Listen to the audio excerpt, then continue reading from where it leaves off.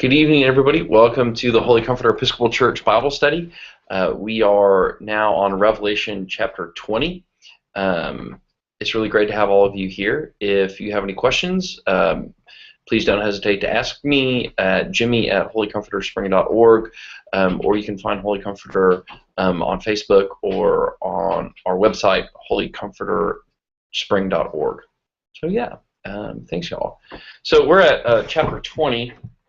I want to start with the opening from the N.T. Wright book we're going through.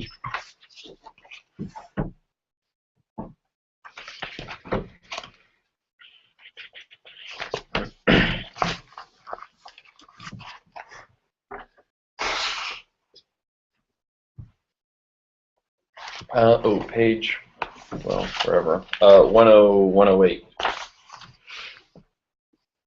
After I published my book, Surprised by Hope, I had a number of letters and emails from people telling me their experiences with thinking it through, leading study groups on it, and in some cases preaching in the new way I was recommending.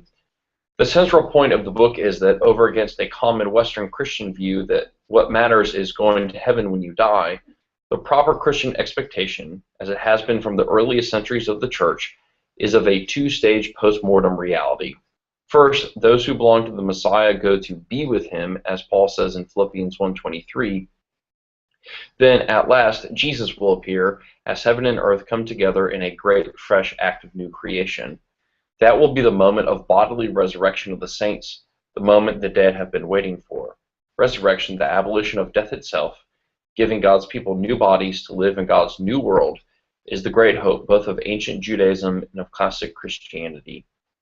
A lot of my readers took to this like ducks to water, which was of course gratifying, but not so for others. One pastor reported that he had preached enthusiastically on this theme the next Easter day, only to be confronted after the service by his leading lay people, extremely put out because this wasn't the Easter message they were used to hearing. How have you been taught to think about heaven and the afterlife?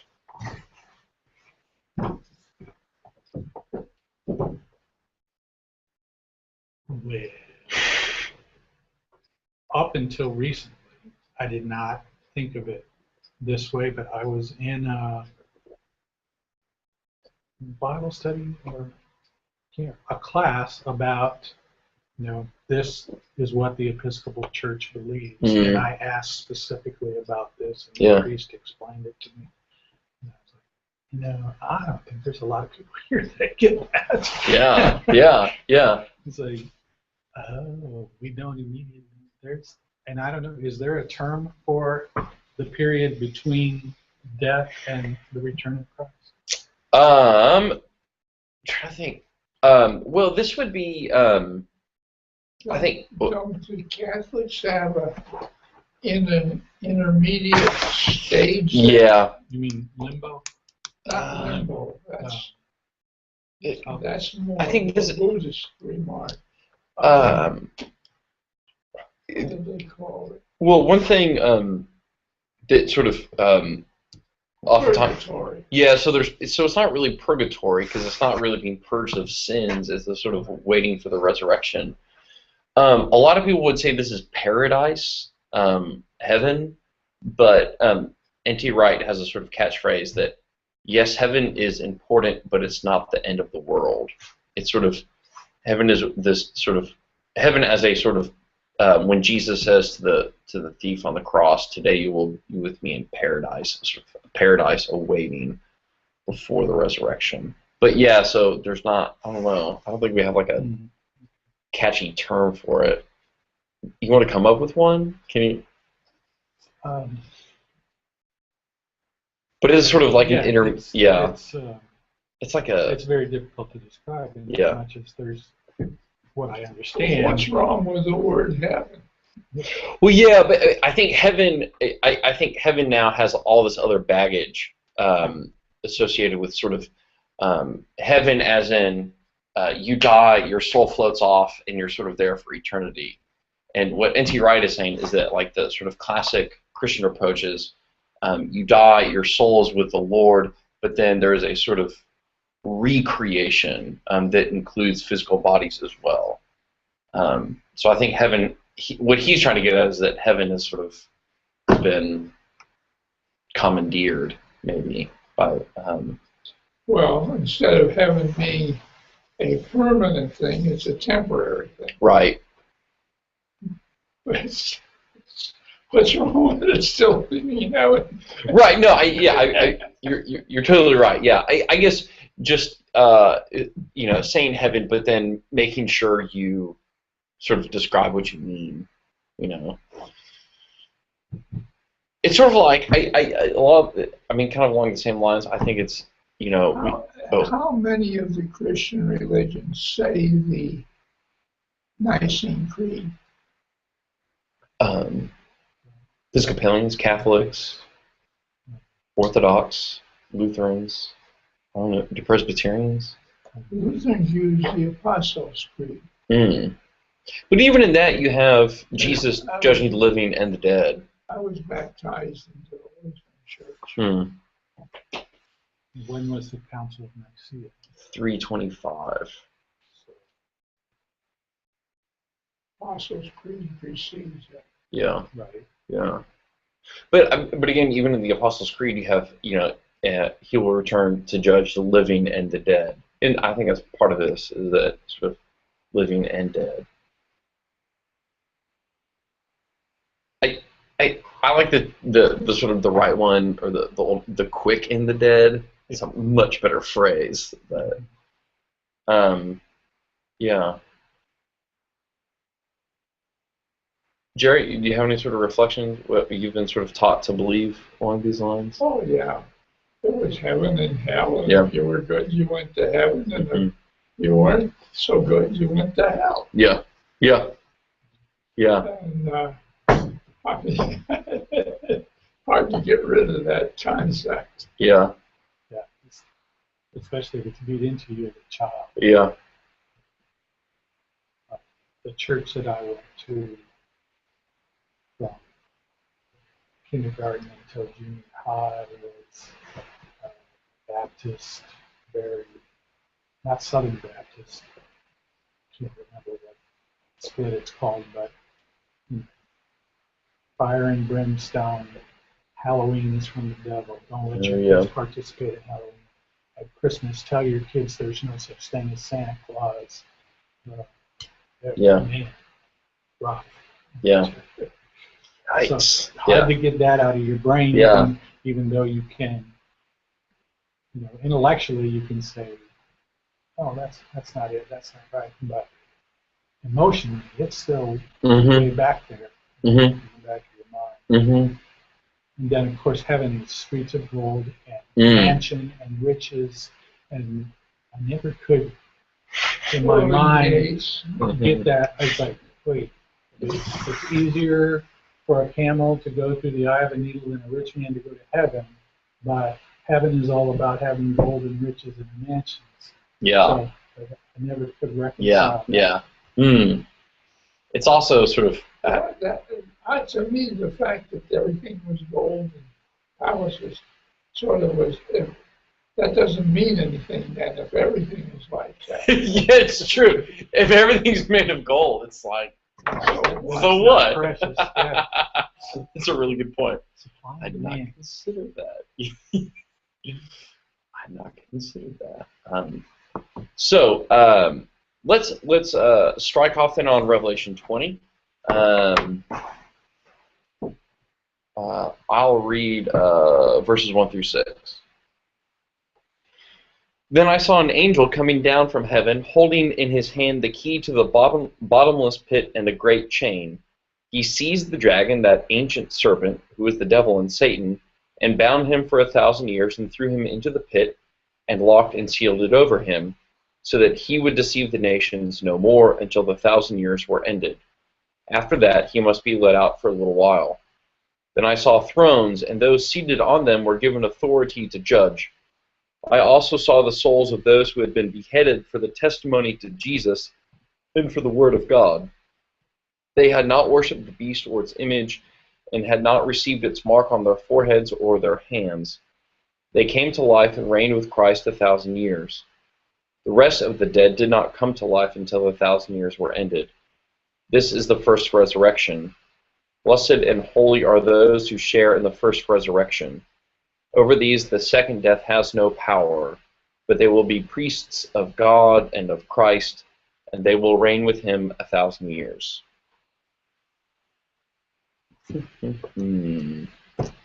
So fun.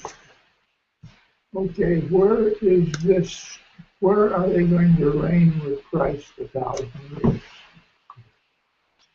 Where are they going to reign?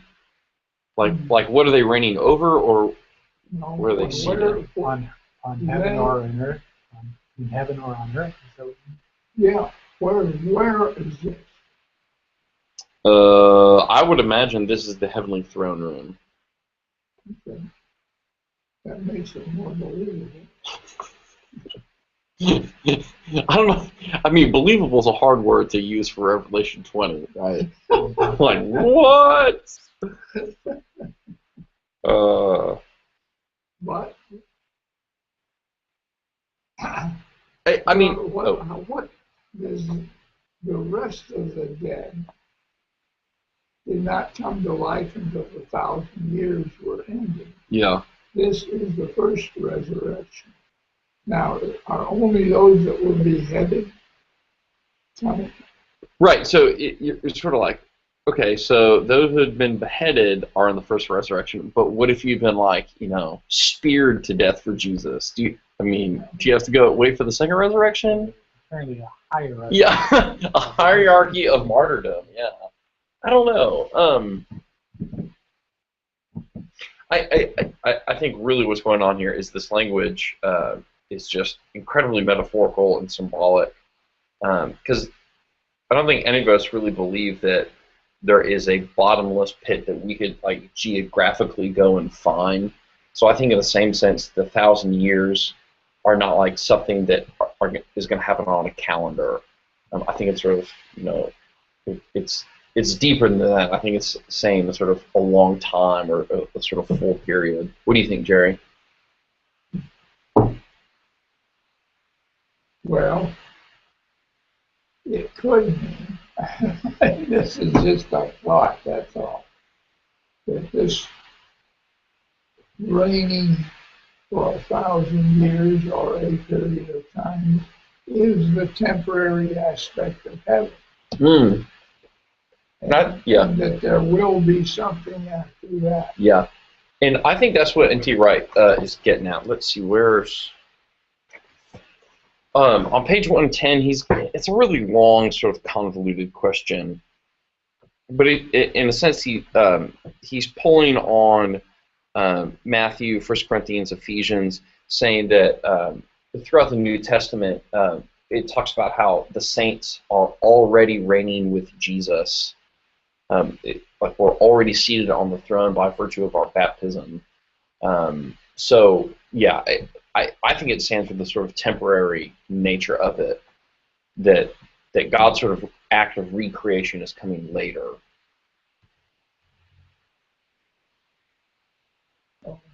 He's saying, no,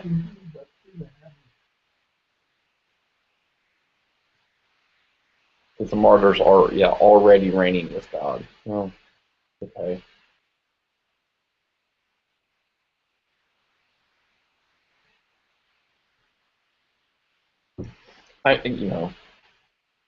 Who knows?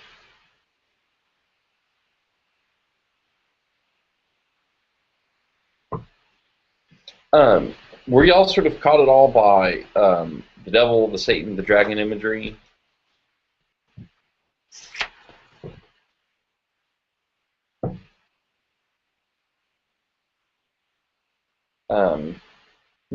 So kind of to recap, remember there's the dragon, then there's also the beast, and then there's the second beast, and the second beast and the beast have now been conquered.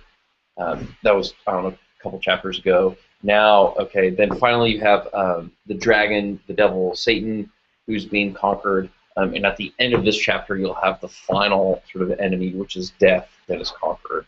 So Revelation 20 is the sort of like the rolling back, if you will, of the sort of the great enemies. death. This also is sort of defining the devil and Satan as the same thing. Right. Whereas we split them apart before. Right. Yeah, the devil is the accuser. Now, N.T. Wright's got a great question on page 109.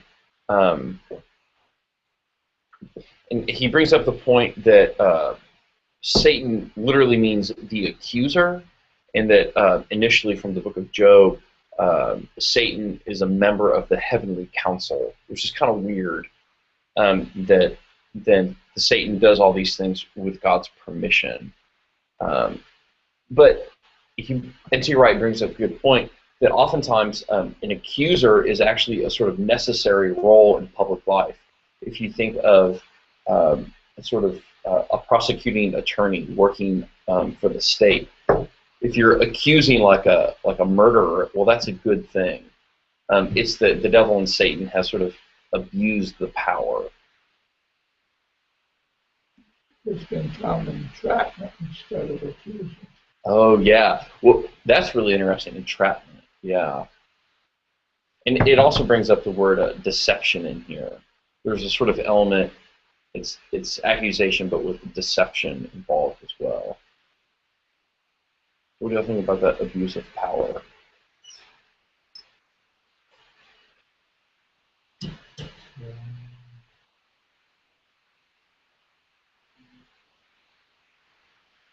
It's like accusing but not in good faith. Mm. It's the making accusations so as to turn people on another, rather than accusing, Yeah. so as to bring justice. That's interesting. So,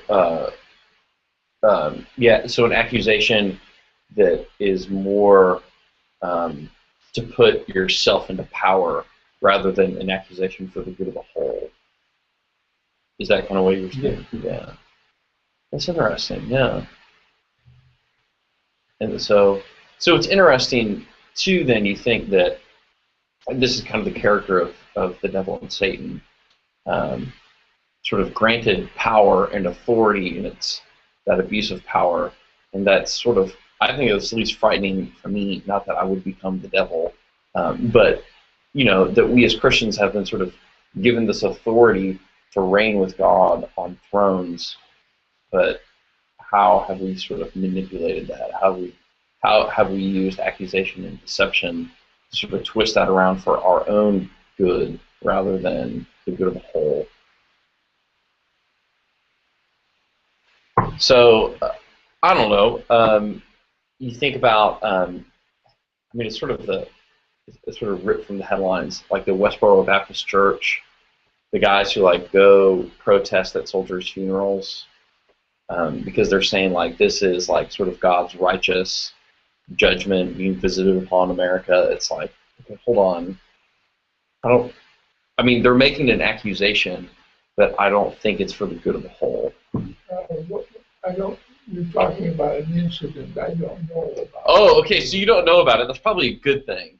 There's a church in Kansas called the Westboro Baptist Church, and they believe that American soldiers are dying because America has accepted gays and lesbians, and so they go protest at soldiers' funerals as a way of sort of trying to like call us back to something, and it's sort of like call the nation back to God. Right, and so it's sort of like, you know, so there's an accusation there, but it's like with a sort of a twist. That's sort of a, it's just sort of like skeezy to show up at a, yeah. And it's fraught with hypocrisy. Yeah. You know, are you going to be a one-issue Christian? Yeah. Yeah. So, you know, where does love and forgiveness come into that? Yeah. And I think that, yeah, the love and forgiveness, the one-issue Christian, But then, I mean, we have to call ourselves back, because even in this conversation, we could quickly start accusing them of being, the evil one. So it's a dangerous road to walk, but it's one that I think Revelation sort of brings out for us. Well, that was another thing that came up that I haven't heard in your handling snakes Monday. Yeah. I came from that part of the country. I was brought up in the Appalachians, and I don't think they do it anymore. Yeah, apparently guys still handle snakes. Yeah. I don't know for a fact. But I hadn't heard about that. But that guy died, right? Yeah. Yeah. Yeah. Oh, from handling snakes? Yeah. He got bit. Well, I know they used to have 3 or 4 in the papers every year that died from handling snakes. What do you expect? You've got... I mean, we were living with copperheads and rattlesnakes. I know. They were all around it. You got a room full of poisonous snakes. I mean, just the law of averages is eventually gonna catch you. Yeah. So yeah, I think at least this bit is about the sort of the defeat of Satan, but then also the that death, the sort of the waiting, and then the hope for resurrection. Okay, let's strike off on the second chunk. When the 1,000 years are ended, Satan will be released from his prison and will come out to deceive the nations at the 4 corners of the earth, Gog and Magog, in order to gather them for battle. They are as numerous as the sands of the sea. They marched up over the breadth of the earth and surrounded the camp of the saints in the beloved city. And fire came down from heaven and consumed them. And the devil who had deceived them was thrown into the lake of fire and sulfur, where the beast and the false prophet were, and they will be tormented day and night forever and ever. Then I saw a great white throne, and the one who sat on it. The earth and the heaven fled from his presence, and no place was found for them. And I saw the dead, great and small, standing before the throne, and books were opened. Also another book was opened, the book of life. And the dead were judged according to their works, as recorded in the books. And the sea gave up the dead that were in it. Death and Hades gave up the dead that were in them. And all were judged according to what they had done. Then death and Hades were thrown into the lake of fire. This is the second death, the lake of fire. And anyone whose name was not found written in the book of life was thrown into the lake of fire. Okay, sorry, I just read that. I've read this a number of times today. Started singing Johnny Cash in my head. But I was one time asked to join the to pass out Bibles and put them in the Gideons. the Gideon. Yeah. And I went to one meeting. He said, "This is the last free thing you'll get when we went to dinner today." The Gideons. Everything else is going to cost you money. But I couldn't pass the test. I couldn't say that I believed in that phrase. I said, I don't know how to interpret that. Which phrase? The dead were judged according to what they had done. The sea gave, then death and what is there? Thrown into the dead were judged according to what they had done as recorded in the book. And each person was judged according to what he is. Then death and Hades were thrown into the lake of fire. The second, if anyone's name was not written in the book of life, he was thrown into the lake of fire. And I said, well, there is a theme of love that goes through this Bible, And I just can't see there anything being that final. And the answer came, but that is what is written in the Bible. And so you were cut from making the Gideons because of that? Wow. Well, there was a list of questions of various passages in the Bible that you can believe in. Do you believe in this or do you not? And this was the one I failed on. I had no idea that the Gideons had a litmus test. That's wild. That's really wild. It's really a fundamental test. That's really wild. Well, so, I mean... But you realize they only pass out the King James Version. Yeah. Just... But anyway, I was asked to given them an opportunity to join. That's crazy. Well, I mean, so let's sort of take it apart. What do you think 15 means now? And anyone whose name was not found written in the book of life was thrown into the lake of fire. Well, it's kind of the antithesis of what was about. You have two resurrections, and down here you have two deaths. Yeah. So it's kind of the other side of the same coin. But when the first time I was reading this thing through, I still don't really have an answer to that. I don't know what that's referring to. And the idea is that they will be tormented day and night forever and ever. It's not they're just dying. Right, it's like, I know. Going into nirvana or something like that, just disappearing. They're going to be tormented for all eternity.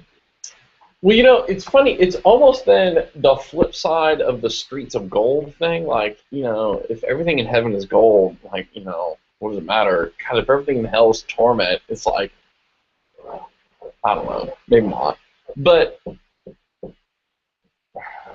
yeah, I don't know. I do think we also need to be called back to when this was written and who it was written for. You know, you think for Christians being persecuted by the Roman Empire, they sort of have this very real sense of being tormented for their Christian faith. So I think part of this is propaganda is not the right word, but like a sort of a rhetorical device to kind of keep them going. You're getting yours now, but they'll get theirs later. Right, exactly, yeah. Yeah. Because I think it's important that we don't as Christians read this to other people to tell them they're going to hell. I mean, Revelation is written for the church, so we need to read it as a sort of, you know, it's for us, not for everybody else. I don't know. Does that make sense at all? Yeah, I don't know. Well, I certainly don't go out and deliberately try to discuss it with anybody. Yeah.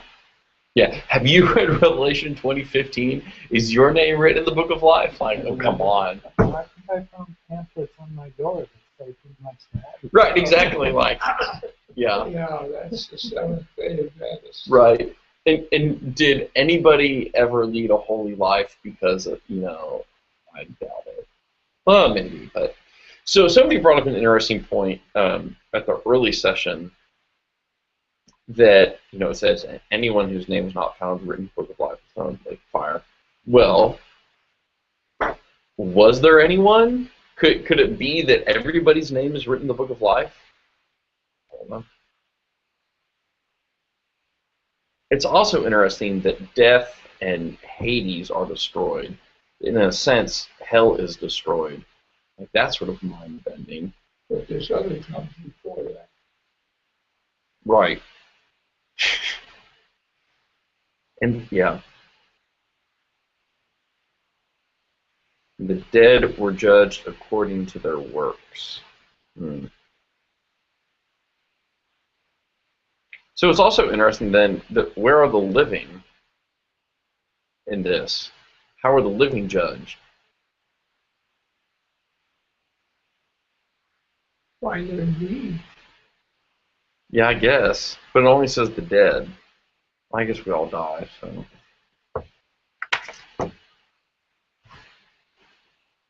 Well, I guess the only ones living, according to the first side of that, are the ones that were Oh, beheaded. that's true. Yeah, that's true.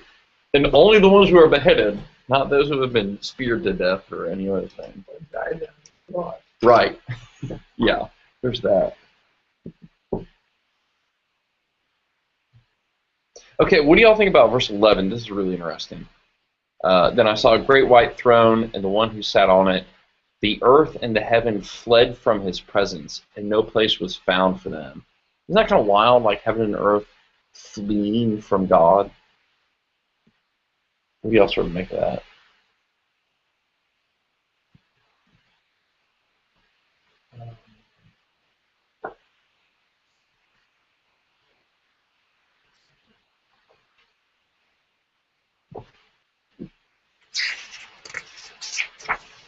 Yeah.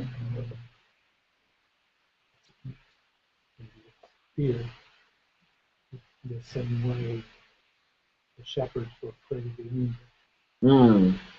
Mm-hmm.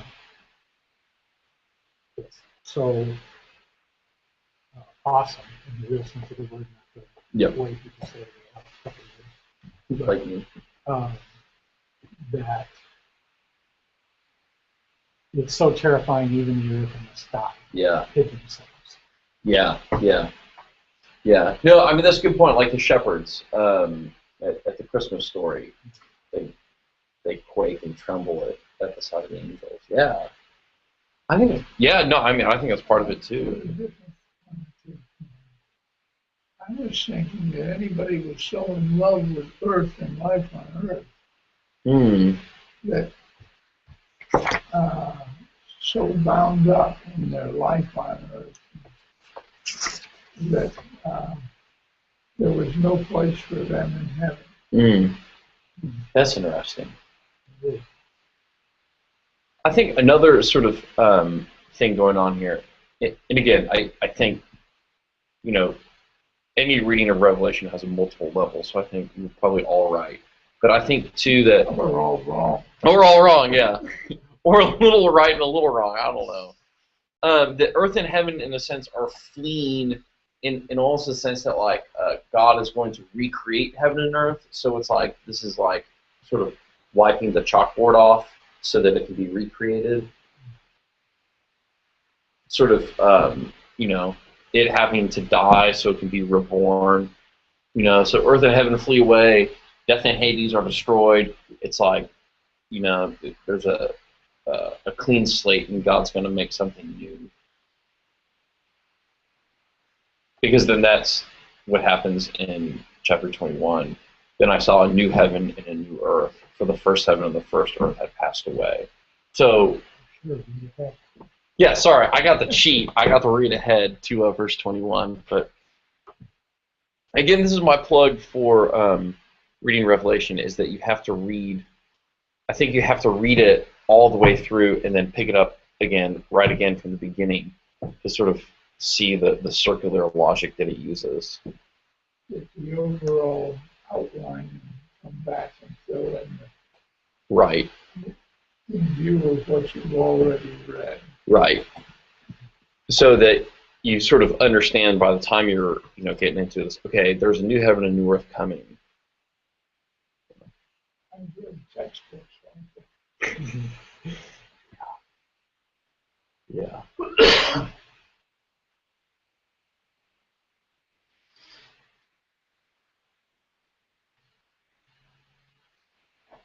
So, there's one question here. Which one is that?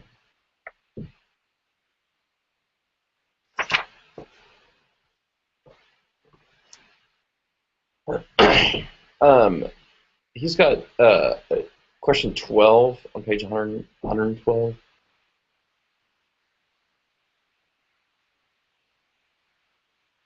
The way in which the verdict of the last day corresponds to the verdict issued in the presence on the basis of faith alone is by the work of the Spirit. The Spirit produces in the individual Christian the overall tenor of life, which is seeking for glory, honor, and immortality. How have you seen the Spirit of God working within you to redeem and enhance your own thoughts, desires, and actions? It's an interesting question then, the sort of what are the things fleeing away from us in our life so that the Holy Spirit is sort of moving in to recreate us. And I think it can also be said for churches or families or communities. I don't think it's just individuals. I don't know, it's sort of a personal question, but sort of, I mean,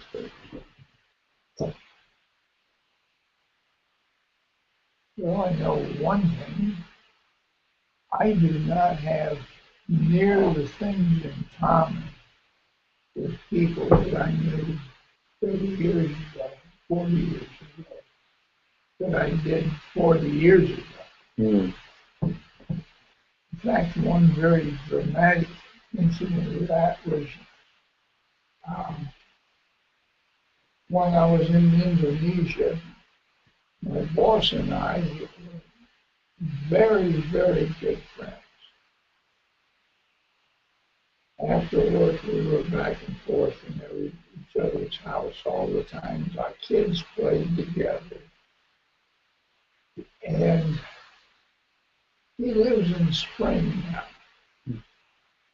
When I first came back, when I first came to Houston, I went up and hunted him up and tried to see him.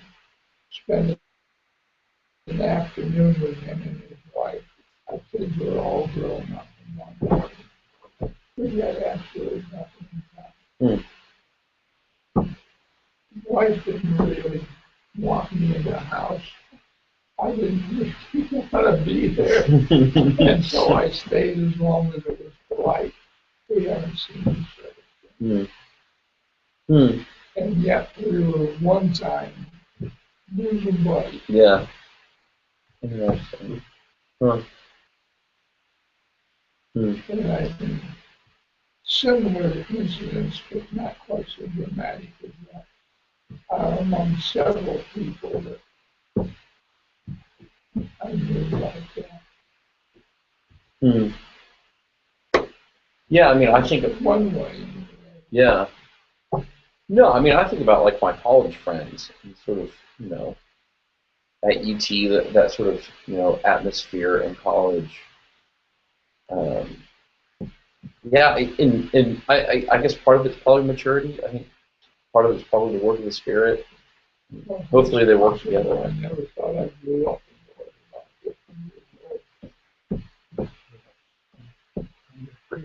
Yeah. Yeah. And I've got a ways to go, but. And a lot of times it's very difficult to have really close friends. This is not necessarily the Spirit of God. It's just, you become responsible because responsibility is thrust upon you and your friends. You may not have children or other responsibilities thrust upon them, so they continue to behave like they always did. Go out every night.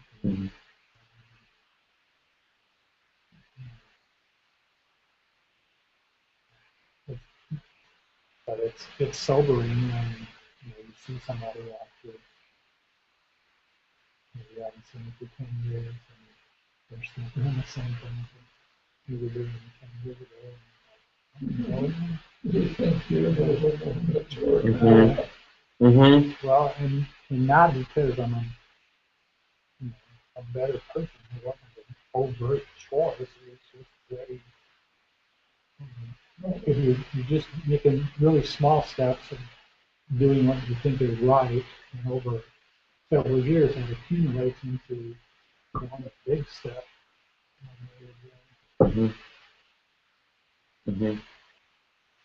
Yeah, but I think that also speaks to how the Spirit works in our lives. That I think a lot of times we hear like, oh, I had like Paul, like this sort of instant conversion experience. I think for most of us, the sort of work of the Spirit is more like water eroding a rock. Like it sort of just takes a long time. Cutting a canyon. Right, exactly, yeah. Cutting the Grand Canyon. Right. Yeah, I think that's much more how the Spirit is sort of works in our lives, is the slow trickle of water. Yeah. But, I mean, just in any of those analogies, something has to die, something has to flee away. There has to be a sort of emptying so that God's Spirit can come back in.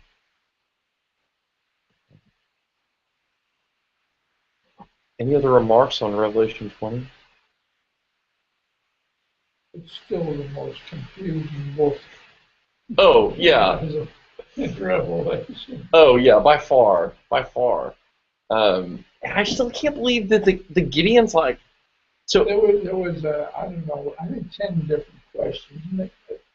A number of them. Yeah. They were all written out. Do you believe this? Do you believe that? Do you think it's the same everywhere, or was it just maybe the local chapter? I suspect it was the same everywhere. It sounds very similar to the test they gave to the professors at Baylor on inerrancy when I was there. Yeah. You didn't sign the inerrancy card. Yeah. Yeah. Baylor's changed, of course, since then. Yeah. But, Baylor's gone. Yeah. Yeah. I was there at a very tough time for a lot of them. Yeah. Oh, yeah. But, I mean, it's interesting because the Gideons every once in a while walk into the church office, and, you know, they've tried to get me to join. So I'm glad to know that I wouldn't even make the cut. Ask them. Okay, no, I will. Next time he walks in, I'm going to be like... No, I definitely didn't make the cut. That's really wild. Huh. But as I understand it, they then... were very polite about it. Oh, yeah. But, no, you can't say yes to all these. But as I understand it, then, I mean, they're mostly just handing out Bibles. So, like, is part of their thing then just getting enough money to hand out Bibles? Sorry. This is one of the flying grasshoppers from Revelation, whatever that was. Oh, that's too bad. Would have been much more fitting if it was the flying grasshopper. A locust. Yeah, a locust. Yeah. Yeah. Well, so thank you all.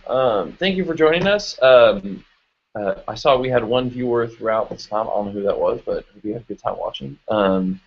So thanks again. We got 2 more sessions. It's going to be a lot of fun. Thanks.